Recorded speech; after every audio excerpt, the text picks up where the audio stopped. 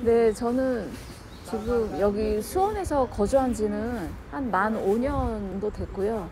제가 고양이들한테 밥을 준 지 이달 딱 만 3년 5개월째네요. 저는 유기견 새삼이라는 단체를 운영하고 있고요. 주로 상담과 아이들 케어를 담당하고 있습니다. 염수진이라고 합니다. 네, 반갑습니다. 저는 여기 노량진에서 동작구간 내 TNR을 담당하고 있고 노량진에서 동물병원 한 지 이제 20년째 되고 있습니다. 김정윤입니다. 안녕하십니까. 인천시 강화군청 축산과에서 근무하는 가축방역팀장 장미라입니다. TNR은 길고양이들을 포획을 해서 수술을 한 후에 어느 정도 계류 기간을 거치고 입원을 하고 원자리에 다시 방사하는 사업을 뜻합니다. 길고양이들이 번식기가 되었을 때 소음을 낸다거나 하는 민원을 해결할 수도 있고 개체수를 조절해서 아이들이 너무 많아지거나 너무 적어지거나 하는 것들을 방지하기 위함인데, 우선은 농림축산식품부는 작년과 동일하게 사업비 한 57억 정도 책정해서 운영을 하고 있고요. 이 중성화 사업에 별도 인력은 지원하지 않고 있습니다. 네, 그렇죠. 이제 저희도 저희 축산과의 가축방역팀이 이 동물보호 사업도 같이 하고 있거든요. 그래서 네. 업무에 비해서는 인력이 많이 부족을 해요. 보통은 동물보호 관련해서는 한 팀이 움직여야지 좀 원활하게 운영이 되는데, 저희는 지금 제가 팀장이고 담당하시는 공무원분이 한 분 계세요. 네, 그분이 또 이제 동물보호만 하시는 게 아니고 다른 또 보조 사업도 하시는 거라 좀 업무가 좀 많은 편입니다.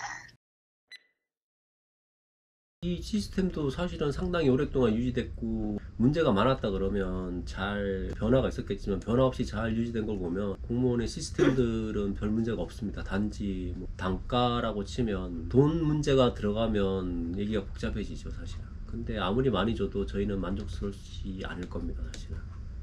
그건 어쩔 수 없어요.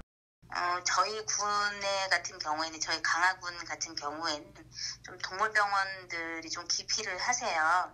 우선은 단가, 수술 단가도 지금 그 농림부 단가는 한 두당 15만 원이에요. 그런데 이제 암컷, 수컷의 경우에 수술 단가의 차이가 크지 않습니까? 네. 암컷은 이제 개복을 해야 되니까요. 그래서 일반 시중병원에서는 뭐 기본 35만 원, 40만 원인데 저희는 최대 지원을 해드린 게 암컷의 경우는 17만 원이에요. 네, 그래서 단가의 그 현실하고 안 맞아서 그렇고. 지금은 입찰 제도라는 걸 도입을 했어요. 그래서 최저 가격 경쟁을 붙이는 거죠. 그래서 어떤 뭐 동물보호 단체가 됐건 동물병원이 됐건 이 고양이 한 마리를 수술을 해서 다시 방사를 하는 데까지 가장 싼 가격을 부르는 사람이 이걸 해라 라고 허가를 하는 제도예요.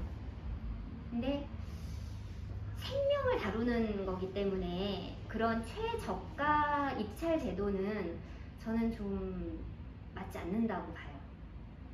아이들이 보장받아야 되는 최소한의 어떤 보장받아야 되는 것을 이루어 주려면 그것을 싸게로는 어렵고 하기도 어려울 뿐더러, 그리고 그렇게 했을 때 또 캣맘들의 눈높이는 점점 높아지고 있기 때문에 싸게를 강조하는 사업이 밸런스가 안 맞는다고 보고요. 조금은 개선되어야 되지 않나 라는 생각을 해요. TNR 사업은 연준이지만 보통 혹한기나 혹서기, 그다음에 뭐 장마 때 이렇게 계절적으로 좀 영향을 많이 받을 때는 제외하고는 상시 진행을 합니다. 정말로 이게 중요한 건데 1년 TNR 사업을 봄, 가을, 상반기, 하반기 보통 나눠서 하는데요. 보통 암고양이들이 한겨울, 물론 한겨울에도 발정한 애들이 있어. 근데 1월 지나면서 2월 초, 중순, 3월 그 사이에 가임기에 들어간 암고양이들은 다 100% 임신해요. 다 100% 임신해. 그 후에 힘들게 잡으면 뭐 임신해서 얘는 TNR 안 돼요. 얘는 뭐 만삭이에요. 얘는 지금 뭐 새끼 고양이 젖주고 있어요. 정작 힘들게 잡으면 임신멸에서 풀어주고, 만삭멸에서 풀어주고, 수유멸에서 풀어주고. 이거 밑빠진 놈이 물붓기야.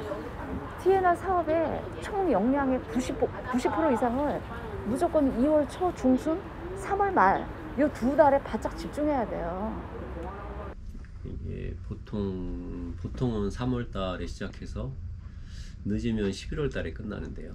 이것도 이제 탁상 행정 내지는 뭐 혹한기니 뭐 혹석이니 뭐 무기 내지 이런 거 하지 말라고 이렇게 권고 사항이 내려와요. 그러다 보면 사실은 할 수 있는 기간이 많지는 않습니다. 뭐 한 서너 달밖에 없어요. 지금은 예를 들어볼게. 예를 5월 달에 잡히는 여자애들의 3분의 1은 임신 중 3분의 1은 수유 중.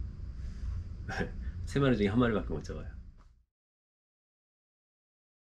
당연하죠. 그럼 걔네가 이제 교미를 언제 하느냐를 알아야 되잖아요. 교미를 1월달, 2월달에 하잖아요. 그런데 거긴 춥다고, 그땐 춥다고 하지 말래요.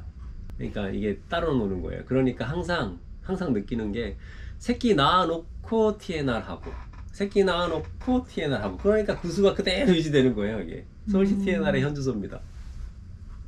지금 정부 지자체에서 하고 있는 그 TNR 사업에 제가 생각할 때 가장 큰 문제점은 뭐냐 하면요, 지금 이 길고양이라는 거의 개념을 정립할 필요가 있을 것 같아요. 길고양이는 길고양이에게 밥을 주고 있는 캣맘의 소유물이 아니에요. 근데 지금 현재 도처에서 그런 일들이 자행되고 있어요. 캣맘들이 자기 사료 주면서 얘를 자기 소유물로 착각하고 인식을 해서 TNR 거부하는 사례도 빈번하게 있는 걸로 제가 알고 있거든요. 너무너무 안타까운 거죠. 너무너무 안타까운 거죠. 길고양이는 국가에서 동물보호 차원 내지는 인도적 차원에서 적극 보호해야 하는 대상, 즉 길고양이는 국가 또는 해당 지자체에서 관리해야 하는 대상이다. 일정 개월수 이상의 모든 길고양이는 반드시 TNR 대상이다라는 것을 뭐 법이 아니면 법 밑에 뭐 하위 법률이나 뭐 해당 지자체 무슨 조례나 뭐 아니면 무슨 뭐 규칙이나 그런 걸로 이거를 명시해야 할 필요가 있다고 생각을 해요. 캣맘들의 독단적 판단으로 TNR 거부하는 사례가 굉장히 빈번합니다. 저는 그게 굉장히 중요하고, 그리고 개체수 조절, 뭐 시민과의 공존, 개체수 조절, 뭐 TNR 사업에 항상 나오는 말이잖아요. 그 개체수 조절이 도대체 뭐야? 저는 그 말 자체가 너무너무 애매하고 진짜 흐리멍텅한 표현이라고 생각을 해요. 길고양이 TNR 사업의 궁극적 목적이 일반 시민과의 공존, 그래 좋아. 언제까지 공존? 일정 개체수를 유지해야 한다는 얘기인가? 개체수 조절이란 것 자체가 언제까지? 캣맘, 그 캣데디들의 희생을 암묵적으로 강요하고 있는 거예요. 지금 현재 이 지금 시스템 자체가. 캣맘들이 그 사람들의 눈총을 받으면서 시간과 돈을 들여서 주변에 눈총을 받아가면서 고양이들에게 밥을 주고 있는 이게 저는 비정상적인 일이라고 생각을 해요. 이게 정상적인 일이 아니야. 궁극적으로 길고양이는 모두 TNR 대상임을 법으로 명시하여 모든 길고양이들이 중성화 수술을 받아 개체수가 감소 매해 감소하고 나중에는 그 수가 격감하고 길고양이가 점차 희귀해져서 길고양이가 현재 숫자 대비 약 95% 이상으로 저는 자연 감소되어야 한다고 생각을 해요. 동물에게 관심을 갖는 것에는 찬성하고요. 그리고 우리가 두 가지 측면이 있을 것 같아요. 이게 어느 한쪽으로 관심을 많이 가지고 잘하고자 하는 어떤 그런 방향이 있는가 하면, 또 한쪽으로는 학대를 하거나 뭐 괴롭히거나 하는 그런 것들이 없어져야, 그 가운데가 사실은 만나야 우리가 생각하는 동물과 사람이 공존하는 그런 어떤 세상이 될 텐데 지금은 과학에 몰입하는 사람들, 과한 애정을 가지는 사람들이 있는 반면 또 너무나 사람이 저럴 수 있나 싶게 잔인한 그런 방법들로 학대하는 사람들, 그런 게 양쪽으로 계속 양극화 되듯이 그런 식으로 되는 게 너무 안타깝거든요.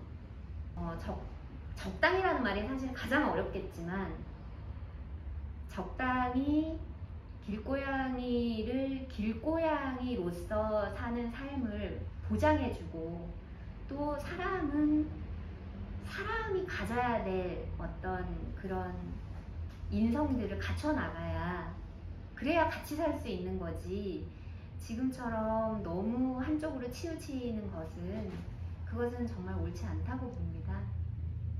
저도 밥을 주고 있고 저도 길고양이들을 돌보고 있고 또 그 아이들이 너무 눈에 밟혀서 입양을 해서 키우고 있지만 캣맘들도 그렇게 그 아이들에 대한 어떤 애정에서 어느 정도 선을 지켜줘야지 소유인 것처럼 착각하거나 아니면 그것을 너무 내세우는 것은 또 다른 사람들에게 또 다른 불편을 끼치게 되는 일이니까 조금은 서로 선을 지켜야 된다고 봐요. 뭐 단순하게 생각하면 길고양이들에게 밥을 주기 때문에 고양이 개체수가 많이 늘어났다. 언뜻 보면 그 말이 맞을 수도 있어요. 왜냐하면 길고양이의 수명 자체가 길어졌거든요. 캣맘들이 밥을 챙겨주기 시작하면서 개체의 어떤 면역력이라든가 이게 2008년도에 처음 했을 때랑 지금의 고양이들을 비교를 해보면 뭐 평균 몸무게 자체가 많이 증가를 했거든요. 영양 상태도 아주 좋아요. 그러니까 언뜻 보기에는 캣맘들이 주는 밥을 주기 때문에 뭐 고양이 개체수가 늘어났다, 아니에요 사실은. 왜냐하면 최초에 서울 시내에 뭐 고양이가 몇 마리나 있었겠어요. 그 시절엔 캣맘이라는 개념도 없었다고요. 조선시대. 그렇죠. 네. 걔네들이 번식을 하고 어느 순간 민원이 제기될 정도로 급격히 수가 증가했기 때문에 캣맘들이 등장을 한 거예요. 캣맘들이 등장해서 이 수가 확 는 게 아니라 수는 자연스럽게 느는 과정에서 캣맘이 그냥 등장한 것 뿐이지 그 책임을 캣맘들한테 돌리는 건 좀 비겁해요. 우선은 이 중성화 사업 자체는 동물보호법에서 이제 파생된 거예요. 반대는 하지 않습니다. 그런데 이제 밥을 줄 때 그 시장소 위치 선정 등을 캣맘들이 지역 주민들하고 상의해서 이제 좀 문제가 안 생기는 곳에 해야 되는데, 이제 캣맘들이 주기 편한 곳에다 하다 보면 그 인근 지역 주민들한테 고양이 소리라든가 뭐 기타 그거에 관한 이제 문제들이 많이 생겨요. 뭐 휴지통을 뭐 다 헤쳐놓는다든가 이제 그런 문제만 발생하지 않는다면은 저희는 뭐 급식이라든가 동물 보호에 관해서는 반대하지 않습니다. 그리고 인천시에서도 그 급식 같은 길고양이 급식소 설치 사업을 지원을 해줘요. 그러니까 뭐 그런 거에 대해서는 근본적으로 반대하지는 않습니다. 각자의 분야에서 자기 영역을 분명히 하는 게 필요하다고 생각해요. 이 TNR은 포획 시작하면 중성화, 그 다음에 방사까지 이게 연결된 부분이 있어요. 근데 포획을 도와주신다고 해서 자기네 일이 끝났다고 해서 자기네가 이 일을 수행했다고 해서 바로 이게 연결되지는 않잖아요. 소양을 갖추지 못한 사람들의 무분별한 포획 자체는 문제가 될 수 있습니다. 현재는 길고양이들하고 공존하기 위해서는 TNR이 최선이에요. 저희가 더 이상의 뭐 방법을 뭐 찾지는 못했습니다. 그래서 어쨌든 저희 같이 지자체하고 그다음에 시행하고 있는 동물병원하고 지역 주민하고 이렇게 잘 협의가 돼서 삼박자가 이제 맞아야지 아무 문제 없이 잘 진행이 되고, 그래서 이제 길고양이들하고 공존하는 거거든요.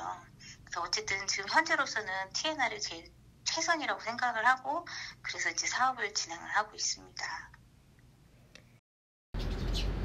정부의 역할이 물론 가장 크고, 정부 지자체는 소극적이고 언론은 굉장히 무책임한 것 같아요. 그 TNR로 인한 그 좋은 면은 보도가 하나도 안 되고, 간혹 TNR로 뭐 어느 병원에서 이랬다더라, 뭐 케이블 타이로 묶었다더라, 그런 지극히 자극적이고 선정적이고 부정적인 기사에만 집중들을 하고 그런 것들을 이렇게 막 살포를 해요. 그러니까 언론에서 좀 우리 길고양이들 뭐 공존, 말이 좋아 공존인데 그런 자극적인 기사들 좀 함부로 좀 내보내지 말았으면 좋겠고 좀 적극적으로 홍보를 좀 많이 했으면 좋겠어요. 가장 중요한 게. 그 어린애들도 TNR이 뭔지 다 알 정도로 좀 홍보가 됐으면 좋겠어요. 길고양이는 길에서 태어났지만 똑같은 생명을 가진 아이들이니 좀 마음을 너그럽게 가져주셨으면 좋겠어요. 운다고 쓰레기 봉지를 뜯는다고 내지는 고양이들이 겨울에 뭐 이렇게 잠을 자는 공간, 비가 와도 먹을 수 있는 공간 이런 것들을 캣맘들이 만들어 놓으면 아파트에서 다 치운대요. 입주자 대표 회의에서 미관을 어지럽히고 아파트 가격이 떨어진다라는 이유로 그거를 다 치우고 뭐 한다는 얘기를 들었는데 그러다 보니 점점 갈 곳이 없어지는 거죠, 아이들이.